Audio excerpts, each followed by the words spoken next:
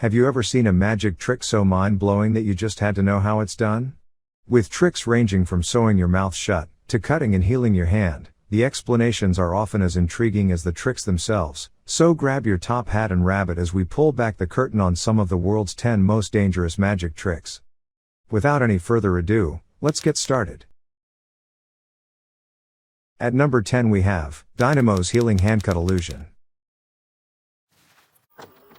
Let's do a quick recap of what happened in the performance. In this trick, Dynamo asks the female celebrity to grab hold of his left hand wrist. He then takes a knife and makes a cut on his hand that immediately starts bleeding. After that, the bleeding wound suddenly starts to heal up in reverse, to the point that the wound completely seals up. Well, how did he perform this trick? Here is the explanation. The key to understanding this trick lies in the realm of chemistry, and it involves a special magic product created by a magician named Ran Pink, known as Cut 2.0. In the performance trailer, we observe the moment when the magician appears to cut his hand with a glass piece, and just as suddenly, the bloodstain disappears. Upon closer examination in the close-up shot, we notice a thin clear liquid film on the area where the glass piece made contact with the magician's hand. This clear film is a crucial element of the trick, and is known as thermochromic ink. Now, let's delve into the scientific explanation behind thermochromic ink and how it makes this illusion possible. When we talk about thermochromatic paint, the term thermo relates to heat and temperature changes, while chromatic refers to the liquid crystals used in this type of paint. These liquid crystals possess a remarkable property: they change color at specific temperatures, displaying a wide range of hues akin to a rainbow. These liquid crystals exist in a state that's neither completely solid nor entirely liquid, residing somewhere in between. They can flow and form different molecular structures. In the case of thermochromatic paint, the liquid crystals used are of the cholesteric type. Cholesteric liquid crystals consist of molecules randomly positioned in different layers, creating what is known as a pitch, the distance between consecutive layers. This pitch plays a crucial role in determining the paint's color-changing properties. As the pitch changes, different wavelengths of light are reflected, resulting in a spectrum of colors. Thus, any fluctuation in temperature disturbs the liquid crystal molecules, altering the pitch and consequently the color. This phenomenon is aptly named thermochromism. Beer manufacturers harness the power of thermochromatic paint for their bottles. By incorporating this technology into their logos and graphics, they engaged in effective marketing, using color change as a visual draw. So, how does thermochromatic paint work on a scientific level? When light, such as an incident ray or sunlight, interacts with the liquid crystal layers, it reflects back specific wavelengths of light. The distance between consecutive layers determines the color reflected. As the temperature changes, altering the distance between these layers, different wavelengths are reflected, resulting in a change of color.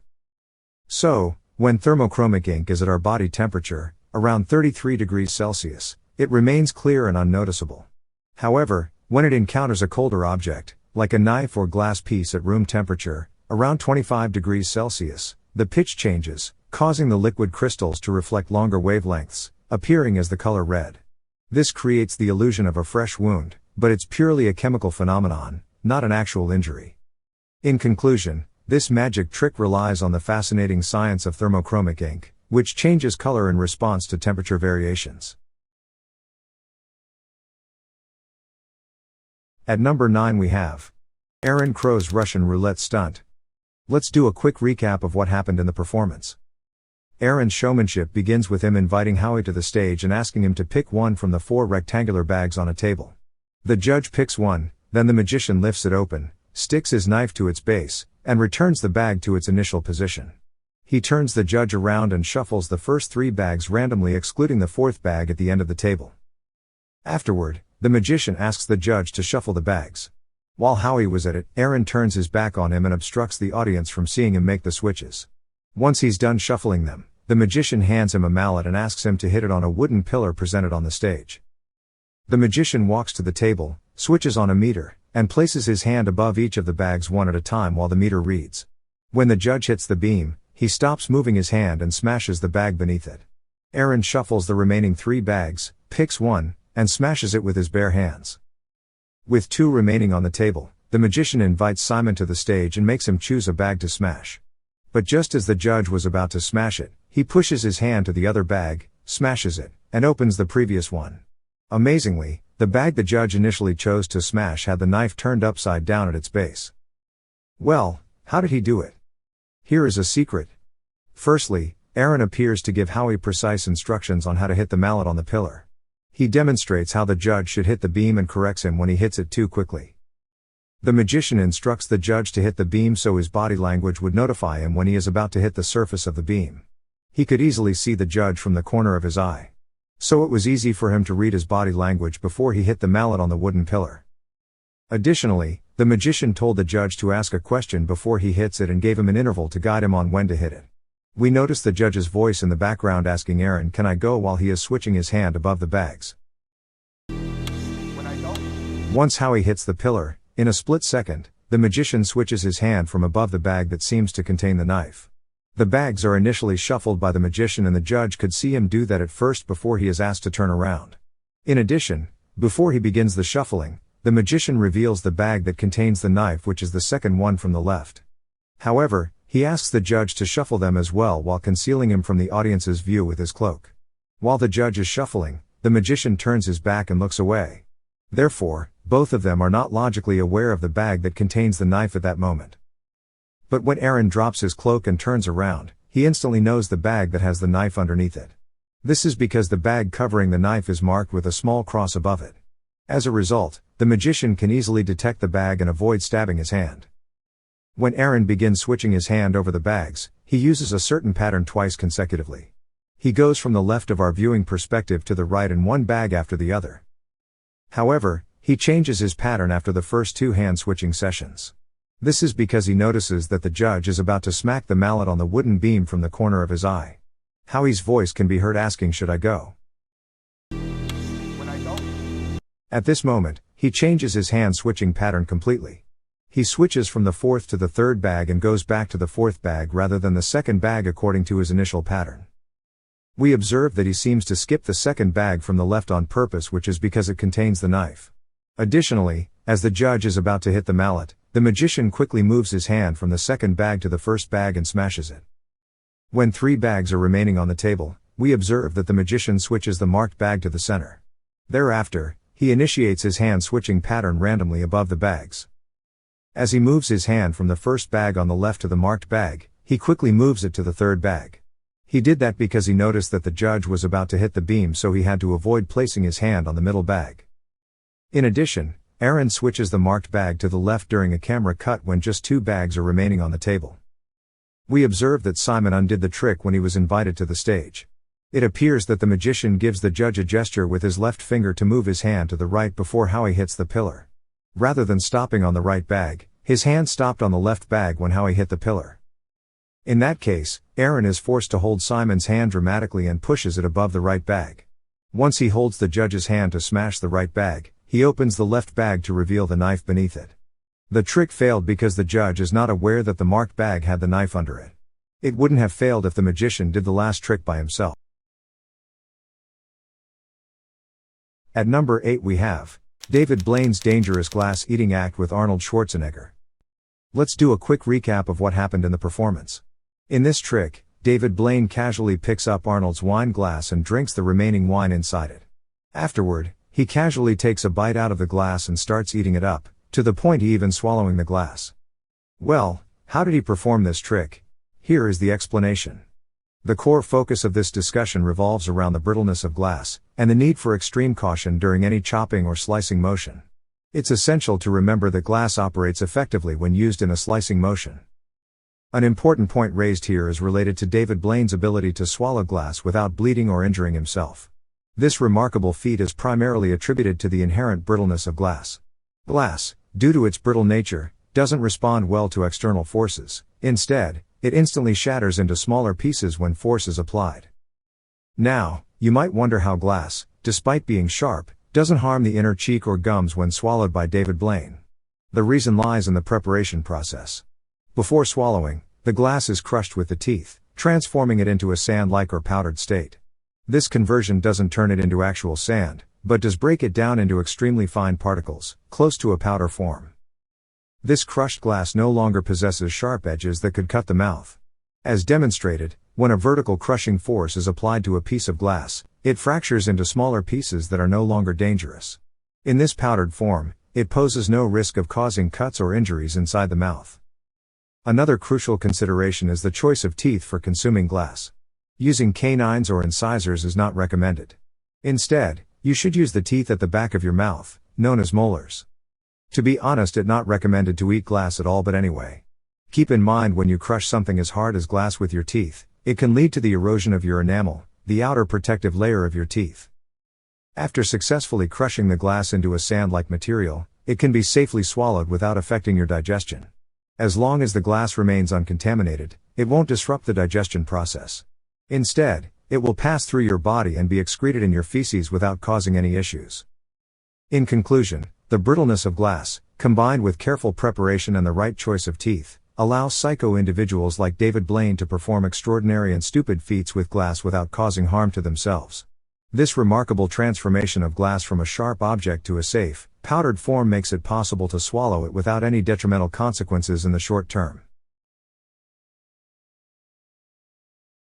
At number 7 we have Dynamo's insane signed baseball catch.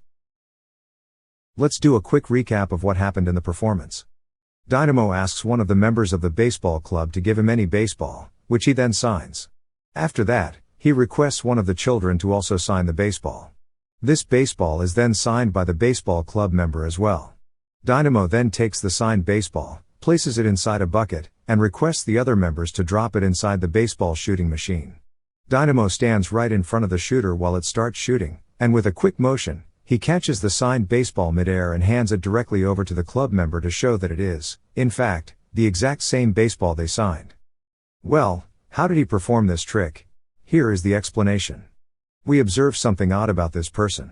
The first thing we notice is that this guy is wearing cargo pants. And inside his right pocket, we see that there is a baseball. Secondly, as we move further, we find that when Dynamo is signing the baseball, initially, this guy has nothing in his right hand and his fist is completely closed. But after that, we see that his fist is facing away from us, during the moment one of the kids signs on the baseball. The back of this person's hand is facing towards us and he appears to be holding something inside. After that, Dynamo asks this guy to sign the ball as well.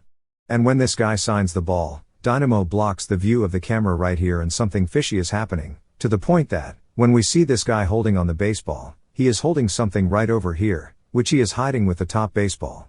If you have made it this far into the video, be sure to hit the like button, also consider subscribing, I would really appreciate the support. It really helps grow this channel.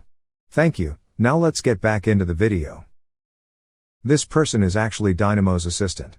No one else is in on the trick except for this person. Inside his cargo pants pocket, he has a baseball that has 2 signatures already on it. The first signature it has on it is Dynamo's signature, and the second signature was this assistant's signature that was done before this performance started. This duplicate baseball was inside his cargo pants pocket. We notice that when Dynamo goes to take the ball and place it in the bucket, he blocks the view of the camera to switch original ball with the duplicate one. So the original baseball that has the kid's signature on it is in the assistant's hand, and he places it into his cargo pants pocket. When they're loading the balls from the bucket inside the ball shooter, we notice Dynamo's left hand in the jacket pocket. After that, Dynamo's left hand can be seen pressing against his left thigh. He's actually hiding something inside it. When the baseballs start shooting at him, you can see him grabbing something from his left hand before the catch. Well, this ball that Dynamo caught was not really caught in the first place. Instead, he was holding on to it the entire time. And for a moment we even noticed that ball seems to be compressed. This baseball is made out of foam. This foam ball that is holding you can see is initially compressed and then it expands. When this foam ball is handed over to the assistant, notice the foam ball that Dynamo gave the assistant was held in his left hand. To switch this foam ball for the original baseball, you can see him reaching for the original baseball in his cargo pant right here at this moment. We can even spot the white-colored compressed foam baseball in his left hand closed fist, after he handed over the original baseball with his right hand to the kid. At number 6 we have DMC's needle swallowing trick. Let's do a quick recap of what happened in the performance. In this trick, DMC the magician introduces 3 different colored spools of thread, and points to a needle pinned outside his coat. He swallows a piece of thread from all 3 different colored spools and shows that he has nothing inside his mouth. After that, he removes the needle from his coat and carefully swallows it, also confirming that there is nothing inside his mouth to the female spectators. He then asks them to choose any color thread out of the 3 spools they want, and they select the red-colored thread. DMC, within a few moments, is able to withdraw the needle from inside his throat, with the red-colored thread tied onto it. Well, how did he perform this trick? Here is the explanation. In our observation, the magician's act begins with the swallowing of 3 colored threads, black, red, and blue. Strangely, when he consumes these threads, there are no visible irregularities on the right side of his cheek. The process appears entirely normal. However, the turning point comes when he is about to swallow the needle. He delicately places the needle on his tongue and proceeds to ingest it. It is at this precise moment that we notice something peculiar occurring on the right side of his cheek, near its base. Let's review this moment in slow motion. Pay close attention right here, at this specific location. It seems like he is manipulating something with his tongue. The instant he swallows the needle, he deftly guides it toward the base of his inner cheek, where it settles snugly between the inner cheek and the gums. This is where the needle ends up after the initial ingestion. Now, you might be wondering about the fate of the 3 threads. Rest assured, those threads were genuinely swallowed, and there was no illusion involved in their disappearance. The real puzzle here is how the magician managed to produce the thread on the needle at will. Regardless of the spectator's chosen color, he consistently succeeded in knotting that specific thread onto the needle, seemingly by magic. How did he achieve this astonishing feat? The secret lies in a clever setup within his mouth. On the left side of his cheek, concealed from view, he had 3 small sewing needles. Each of these needles was preloaded with one of the 3 colored strings. These needles were meticulously organized in a sequence, making it easy for him to locate the desired needle within his cheek. With a skillful maneuver of his tongue, he would retrieve the correct needle, fix the orientation of the needle in his mouth, and discreetly push it out of his lips. When the spectator pulled the needle from his mouth, the attached thread would smoothly unravel. Initially, the thread was crumpled into a small bundle, as you can see. This ingenious setup is the reason why the audience never detected anything amiss in his mouth. When he purportedly showed that his mouth was empty, he only revealed the upper and lower surfaces of his tongue. In reality, the needle was strategically hidden in the location I described earlier. At number 5 we have Josephine Lee's insane body split illusion. Let's do a quick recap of what happened in the performance. In this trick, Josephine selects a female volunteer from amongst the audience for her performance. She lays the woman on her back on a table presented on the stage and takes her shoes and socks off. However, she has another sock worn under the ones the magician removes, and these are left on. Thereafter, 2 box-like structures are placed above her and fixed to the table. Following that, the magician spins the table around, returns it to its original position, and fixes a barrier to the woman's ankles and neck. Afterwards, she slides 2 metal sheets into the little space between the box-like structures that were initially placed above the woman. Amazingly, the sheets cut through the woman's body and the table is pulled apart, separating her upper body from her lower body. The 2 separate parts of the table are moved separately around the stage by the magician and her assistants. Eventually, the 2 halves of the table are brought back together and the sheets, barriers, and box-like structures are removed. Thereafter, the woman gets off the table and appears to be in perfect condition without a scratch. Well, how did she perform her illusions? Here is the secret. Although the woman Josephine chooses as a volunteer at the beginning of her show seems like a normal audience member, in reality, she is the magician's assistant, so the selection was not done randomly and the act was practiced before the show. When the magician's assistants came on stage with the box-like structure, we made some observations. The box placed on the lower part of the table already has a black sticker on it before it is positioned on the table. However, the man carrying it tries his best to hide the sticker from the audience.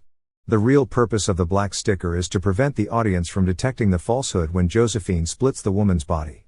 Also, to prevent them from noticing that the woman's legs are not on the table and that the feet are fake. The sticker gives the illusion that her legs are on the table and inside the box.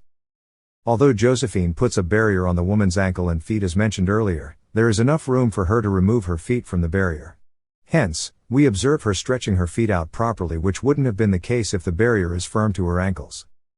Her trousers and the pair of socks that were left on are worn for a purpose, as there is a duplicate setup hidden beneath the table.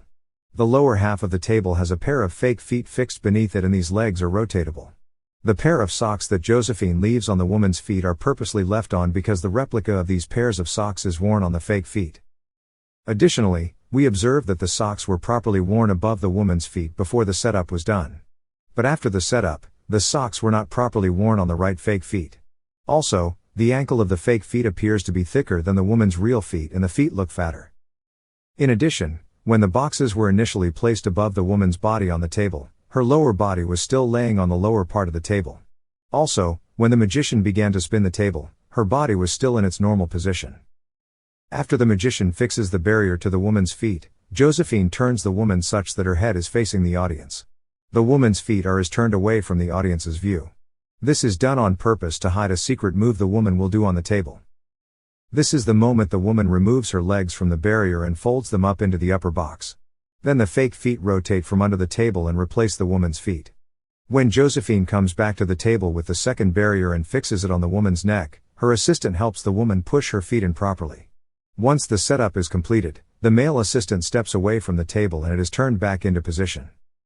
We observe that the fake feet move up and down in alternate directions unnaturally. This is because they are fake mechanical feet programmed to only move back and forth.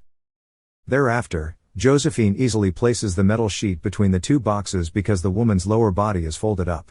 She obviously wouldn't have been able to fix the sheet as easily if the woman's lower body was still stretched on the table. After moving the separated tables about the stage, they bring back together to join her body. But after joining the table together, they once again turn the table again, positioning her upper part to the audience, and hiding the lower part from the audience's view. This was done once again to hide the moment the fake feet were switched for the real feet. As it was done earlier, the male assistant once again removes the lower box carefully, to prevent the audience from spotting the black sticker on the box. At number 4 we have the transpositioning magician.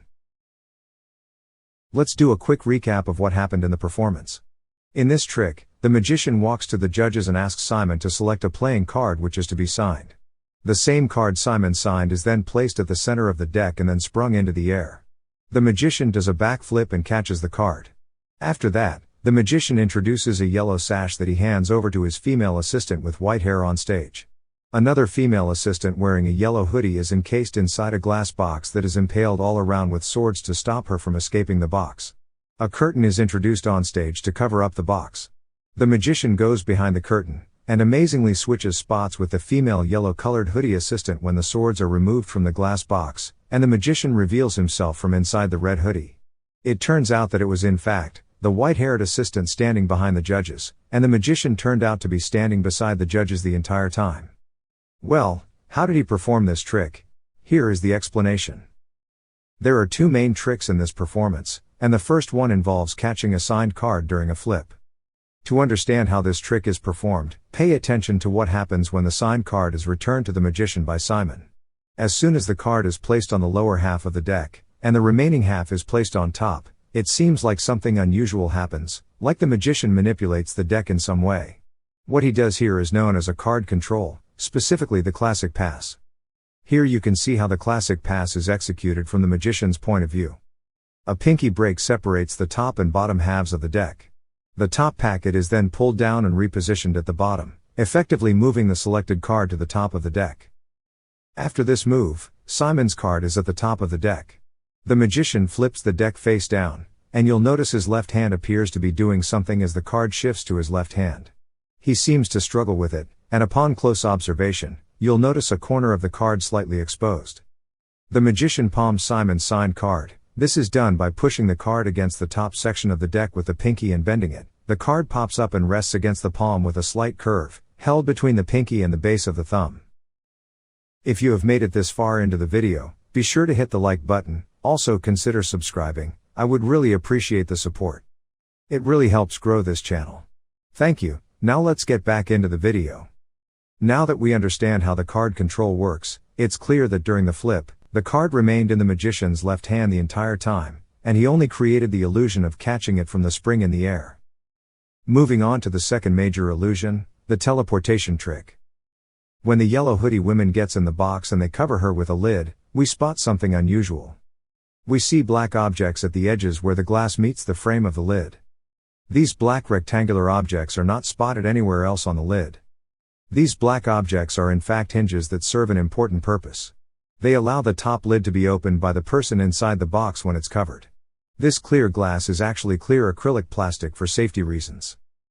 When the swords are placed inside the box, 4 horizontally and 2 vertically. As the lid moves upwards, the 2 vertical swords move up with it. Since the lid and the swords are attached to the top lid, allowing the person inside to escape from the top. A switch happens between the girl in the yellow hoodie inside the box, and the girl beside the judges happens when the curtain is brought forward.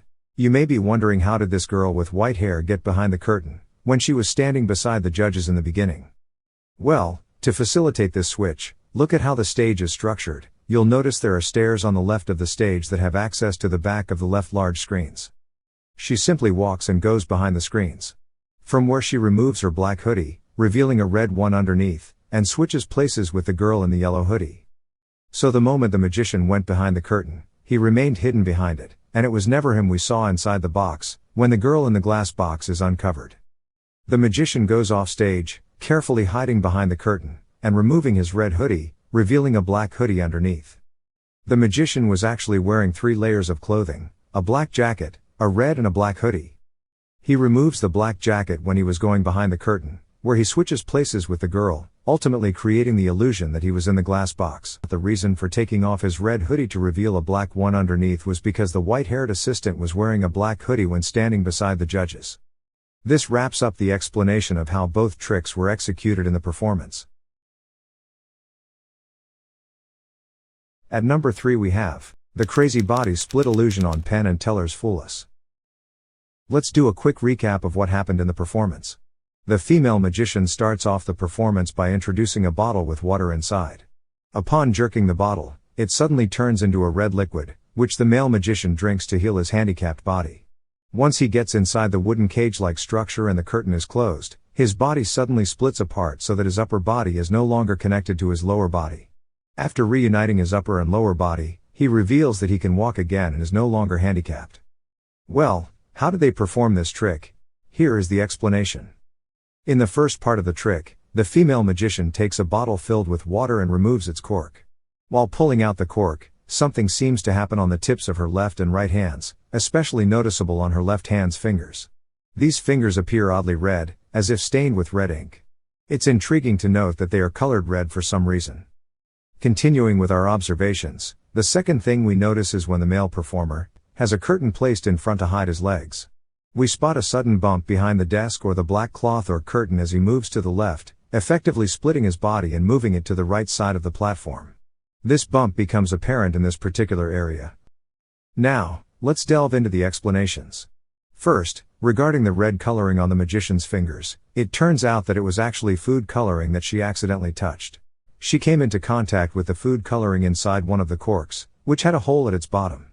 When she placed the cork on the bottle and tipped it over to seal it, the coloring simply spilled out and dissolved into the water. This explains the red color on her fingertips. Moving on to the illusion of splitting the magician's body apart. To better understand this, let's refer to the diagrams. In the initial diagram, we see the magician on the platform with his legs clearly visible. As the side door and the front black curtain are closed, the illusion starts.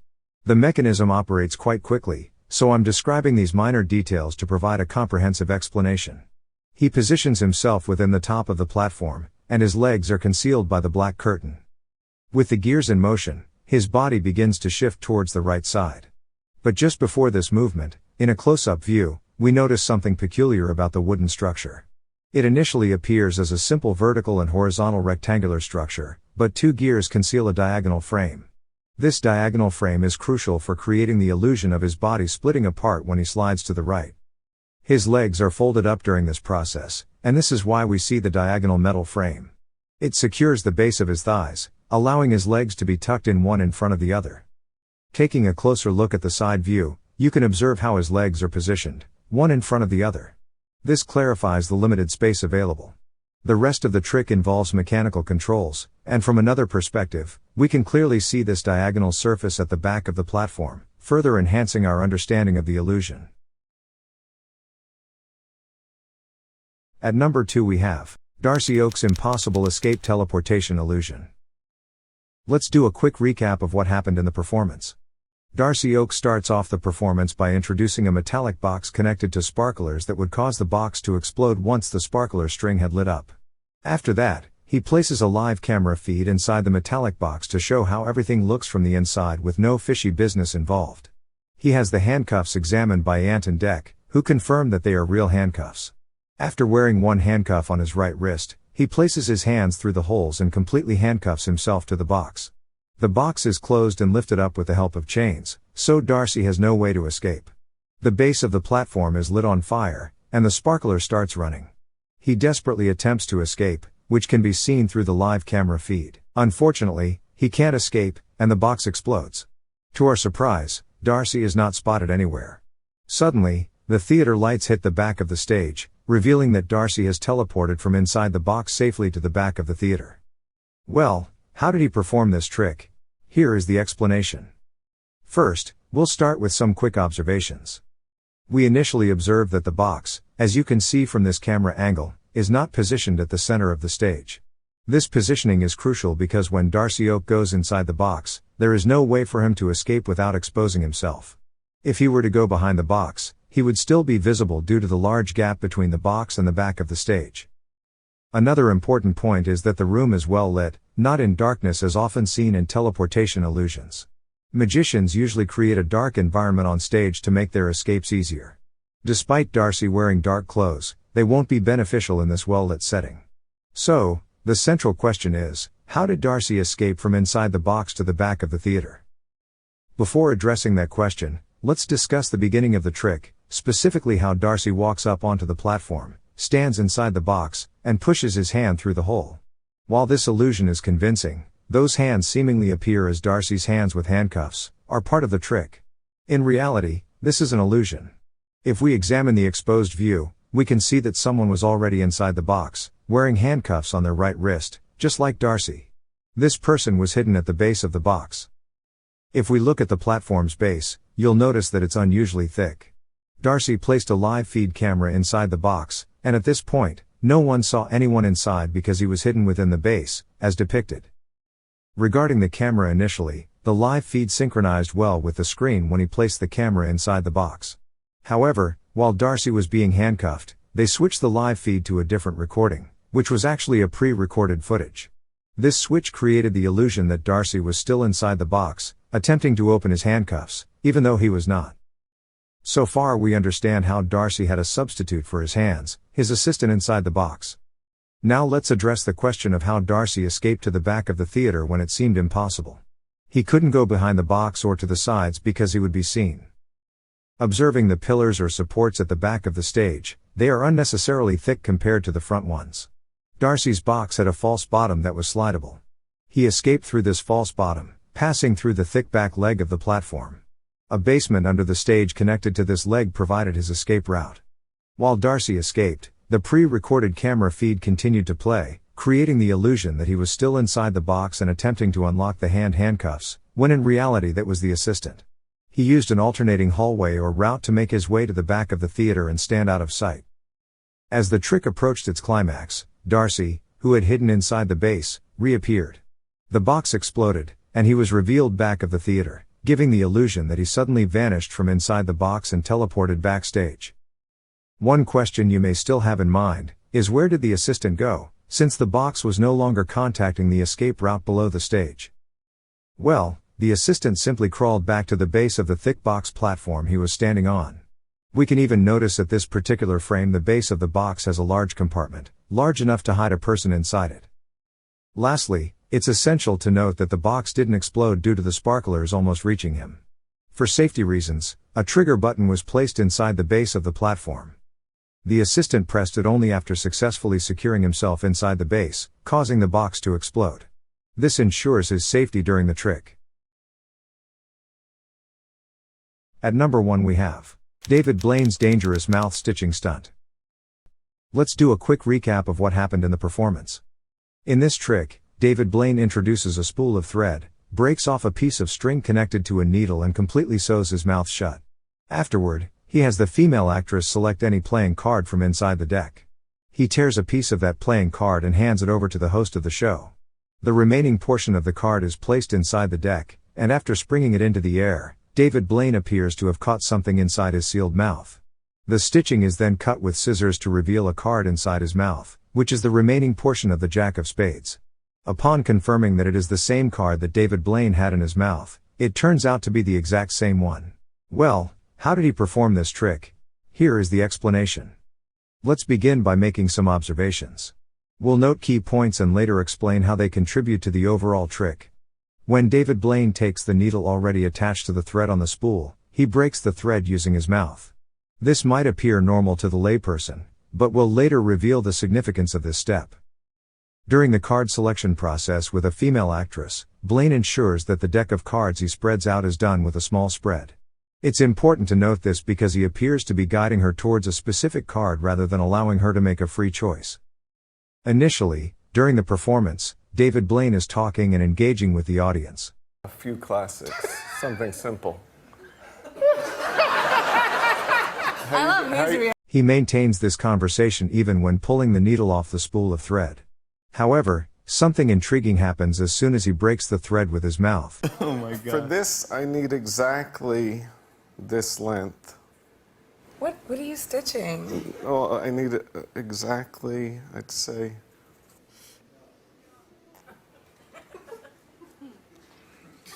He goes completely silent. This abrupt shift in behavior merits closer scrutiny. We noticed another thing suspicious during the performance. While David Blaine initially tears about half of a corner off a card and hands the remaining piece to Jimmy Fallon for further tearing, a closer examination reveals something unusual. It appears that there is a predefined crease in the card, as if the path for the tear had already been marked. Sorry for interrupting again. But if you enjoy these reveals and can financially help me in improving the production quality, consider supporting me on Patreon. It really helps grow this channel. Thank you. Now let's get back into the video. Well, if you haven't figured out by now, in the beginning, when David Blaine takes out the spool of thread with the needle attached and attempts to break the thread with his mouth, it's not just a simple act, this is a crucial misdirection moment. Blaine secretly loads a folded Jack of Spades card into his mouth during this process. The selected Jack of Spades is unique because it's missing its top left corner, and this missing piece becomes significant later in the performance. Before the performance, David Blaine meticulously prepares two specially designed gimmicks. He starts by taking a Jack of Spades card and tears off precisely half of it, specifically removing the top left corner.